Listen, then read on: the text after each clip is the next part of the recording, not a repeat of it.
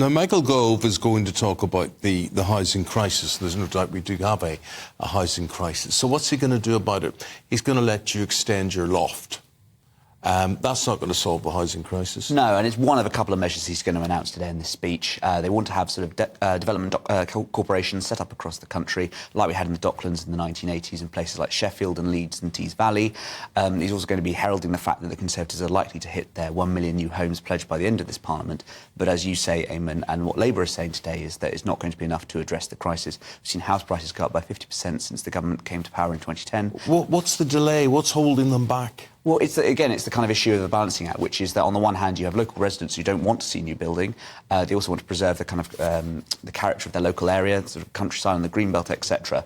And also in the Conservative ranks there are also these tensions, which is why just after Rishi Sunak became Prime Minister in October, there was a big rebellion in the Commons and trying to make this 300,000 new homes a year target voluntary. Are we hearing from the Prime Minister today that the Tories will have reached their manifesto pledge of having built 1 million new homes? So the 1 million new homes is over the course of the 5-year Parliament since 2019, so that obviously would be work out as sort of 200,000 a year. But most experts think we need about 300,000 at least to keep track with the rising population.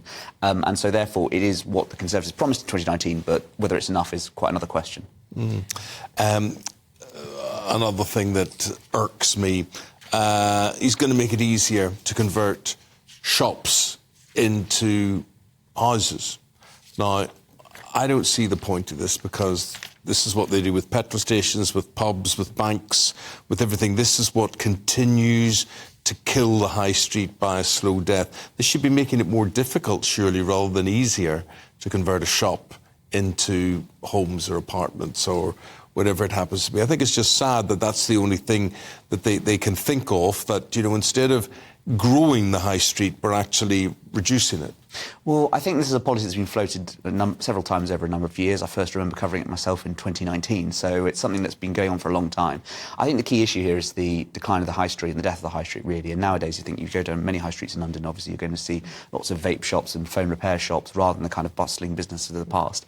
And that's simply because, you know, Amazon and other companies have taken over those businesses. So what do you do about the high street? And with a housing crisis, it would seem sensible to Conservative ministers that they want to try and put some homes in there, so at least you have someone in the area providing stimulation, investment, etc., rather than it just frankly going to another sort of half a dozen vape shops.